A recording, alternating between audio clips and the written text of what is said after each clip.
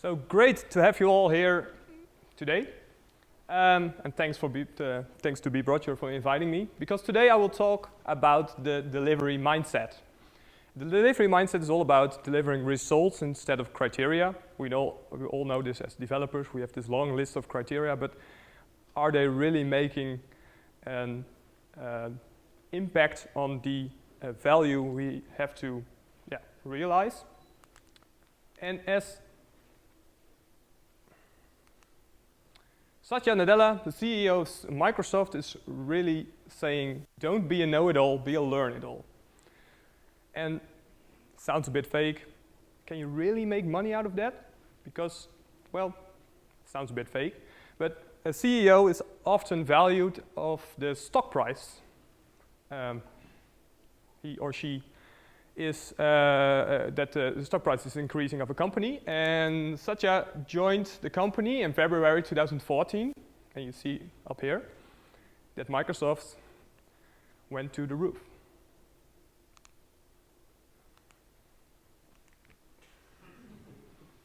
Well, hello. Hi, I'm Daniel.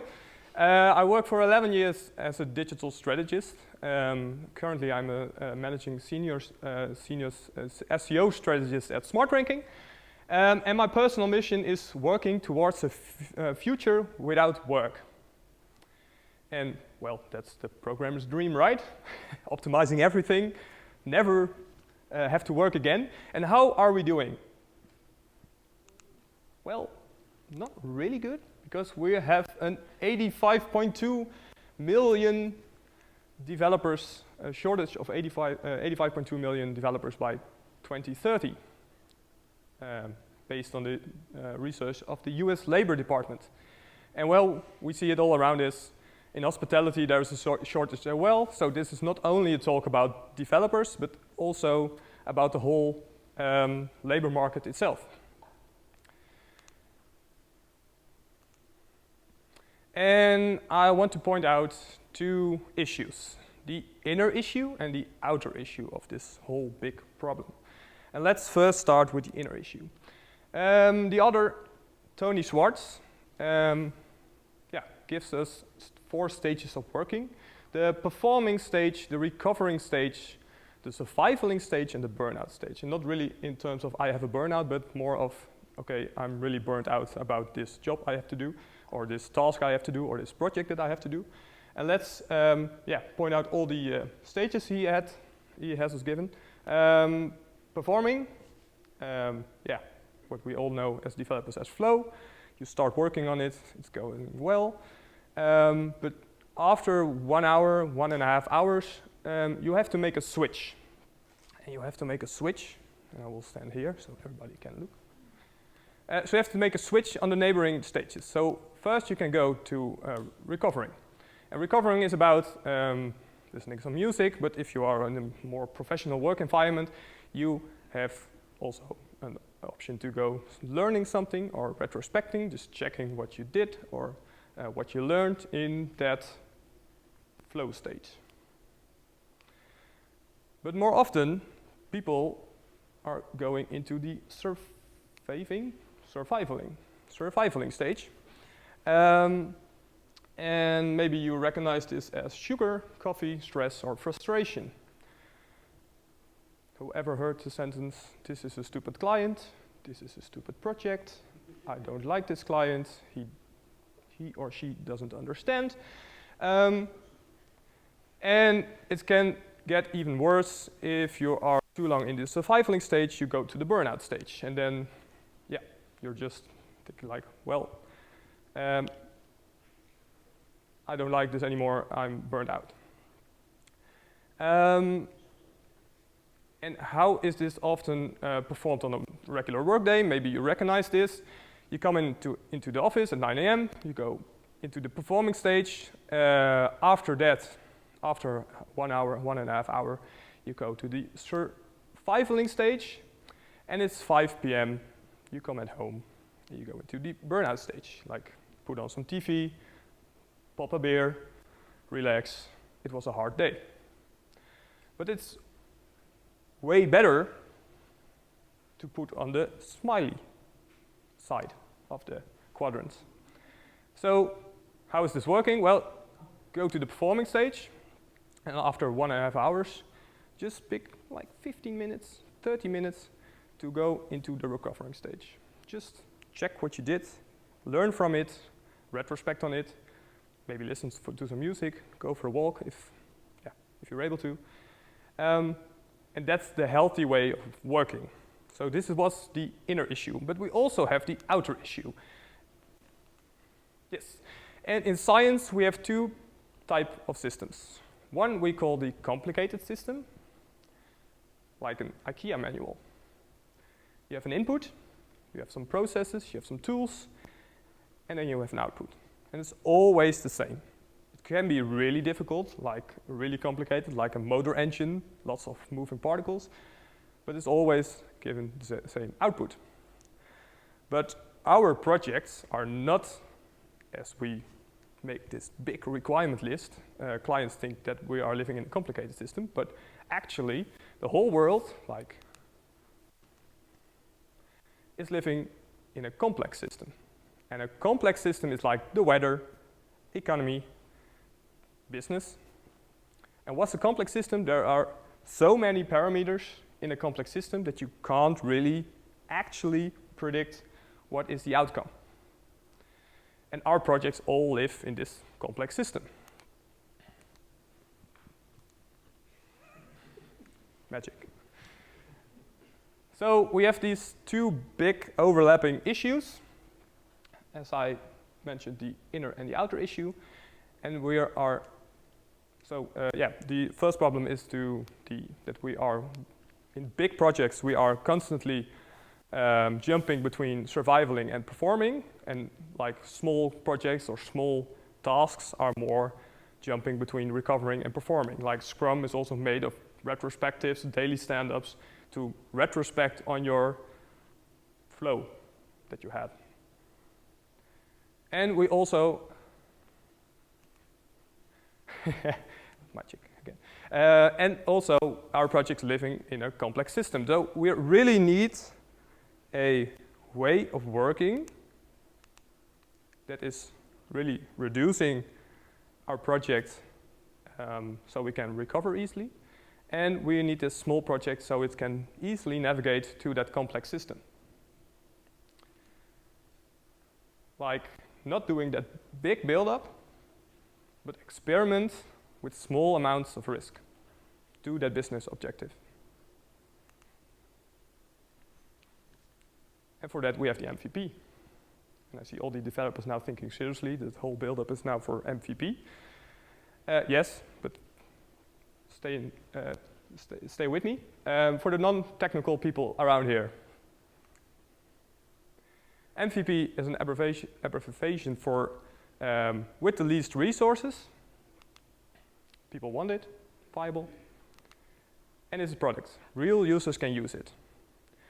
And often designers give us a clickable prototype, but it's not really that of a product because you can't experience the load time, you can't experience the bugs that were maybe introduced when implementing that design. So really it should be something that people can use. Well, I brought some pet projects with me. So first we start this story in the forest. I think every problem in the world can be solved with a digital product. So we have this problem of CO2, maybe you are aware of it, and one of the solutions for this is reforestation. Trees can absorb CO2, so as the programmer I am, I thought of this genius idea called Forest API.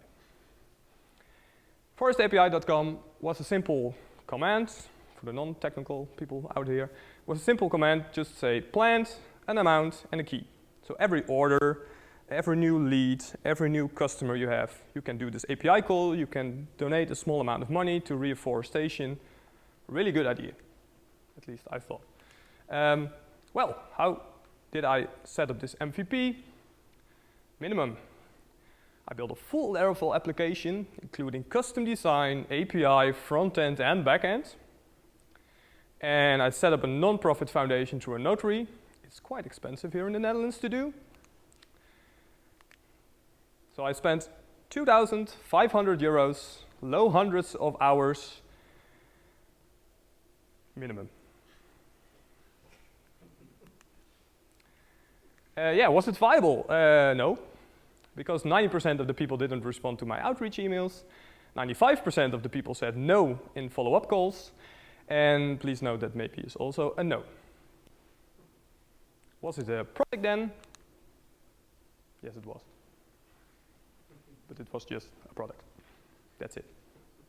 So I failed. And if you are a developer and your product basically failed, then you go to a place where you can really retrospect on what went wrong. Go to the bar. And I actually sat over there with him. So good that you are here. Yeah, we were talking over what went wrong. So the project failed. I was bummed out. And yeah, he basically said, don't you have another idea? Yes, I have this idea. 6 to 8 people can meet up in a public place and they can just gather and go to a bar and become friends. Why are you not building that? Well, I was kind of bummed out. I had no energy left. I was actually in that burnout phase, so I didn't have really the motivation to build it. But okay, let's do it. Let's do this. Yeah. So I spent 50 minutes, like minimum again, spent 50 minutes creating a Reddit post on subreddit, just mentioning, hey guys, I'm in the middle of the Grote Markt at 8 p.m. If somebody would meet me, I'm there. Well, worst case for me, at 8:30 p.m. I will just leave the place if nobody shows up. No app, no development, no custom designs. As I already mentioned, I was in that burnout phase, so I didn't have any energy left.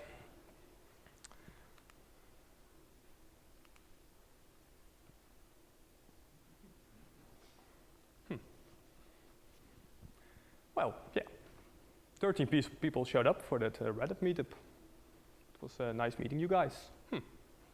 And blurred all the faces, and there are actually some faces around here in the place right now. Yeah, what happened here? 109 people upvoted it. 13 people came to the meetup. And as you can see down there will also come comments. Damn, so when's the next one? Is there going to be another one? It was fun as hell. We got to repeat it sometime. Definitely was, definitely will. I'm going to be there next time. Huh. Okay, there's something here, I think. So viable, yes. People liked it, asked for new organized meetups. The second point I want to mention is people gave also feedback on how to improve it. Like the other pet project I had, nobody cared. And some people mentioned this should be an app. Yeah, indeed, that should be an app. And in the 11 years was the product? Yes, it was a yes, it was a product. But not really in the traditional way. It's not really a product that you want to build, but you could really use it. And it gave me the idea that the product really works. So a project manager, I'm working 11 years as a digital strategist, and a lot of project managers would now say, okay, your MVP is now validated, let's do an MLP. Minimum lovable product. But please don't do this, because in 11 years, this is always the moment that the client or the CEO will step in and, okay, I have all this criteria for you, and then I will love it. That's not really the definition about, not really the definition about MLP. It's more user-based. But let's skip MLP altogether. Just do MVP 2.0. Just, again, minimal, start small. So what was, it didn't even have a name. So I came up with a name for MVP 2.0. It was called Campfire. And I simply created a WhatsApp group, which serves as notifications. Didn't have to build an app. And I created a Laravel data picker to see when the most people were available. didn't connect it to a database, just connected to a private Slack chat. And every time somebody submitted their availability, I can do a campfire on Wednesday and Friday. I got a notification on my telephone or my mobile that somebody submitted their availability. I just connected some people in my Slack channel with emoji reactions, and then basically the group was formed and the campfire was scheduled. So how did this went? Well, the record was 177 participants, and you see over there the message that was coming along every week. Hi everyone, the most popular day was Friday. You will get your invite in a second. People just get a new invite link to a breakout WhatsApp chat, and yeah, people could chat there and discuss where they want to go after they met at the Grote Markt. This was the date picker, so you can just tap on some days, give up your mobile phone number, and you will get into a breakout chat. So Viable 2.0, again, some data, 177 participants at most, and at most there were 4 campfire meetups organized each week, which was kind of cool. And again, was it the product? Not really in the traditional way, but it gave me, again, the confidence that it really was a good product. And yes, I can hear you think now, well, okay, cool, Daniel, that's just for your pet projects, but we have this really big client project and that's not really working. Well, we have some household names nowadays that started as an MVP. For example, Airbnb. It was first called Air Bed and Breakfast. If you ever were wondering why it was called Air, it's because of the air bed that was in the name. It had no payments. You just had to book a room, and then you have to pay the host for your stay over there. It had no map view, so it just had listings. You must have an airbed, seriously. You have to bring your airbed to the place that you were renting. And it was only for conferences. So if something in the valley was happening, then an Airbnb popped up, and then you can book rooms near the conference. This was example number 1. But we also have a really famous other idea of a project. Twitch was started as Justin TV. It was just one channel with seriously Justin Khan just putting a camera recorder on his head and streaming his live.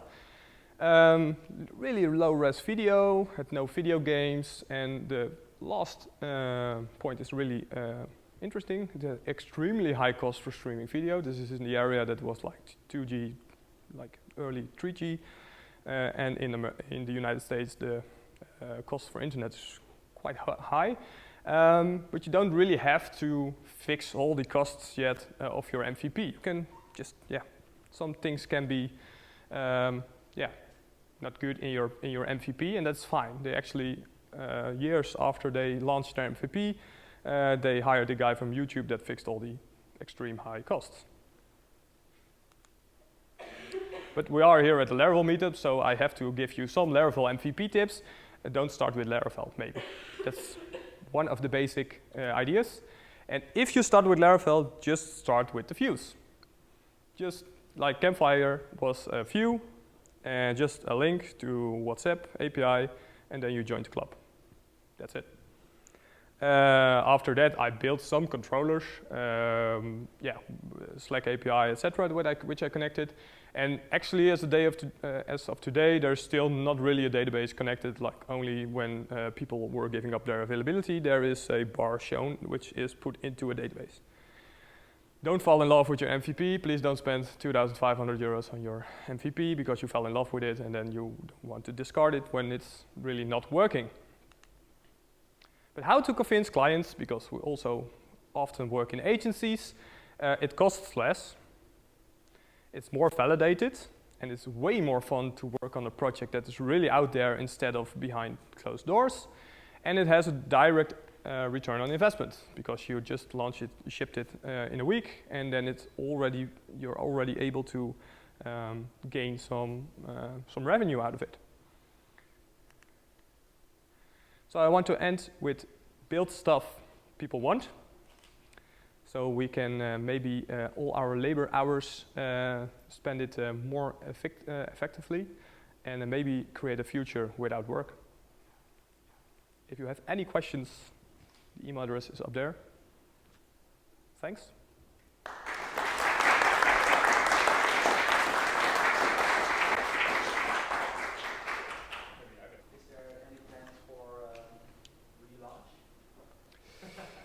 So the question is if Campfire will do a relaunch after Corona. Yeah, I tried to, but it was way harder than I expected. And the whole dynamic of social interactions has really changed after Corona.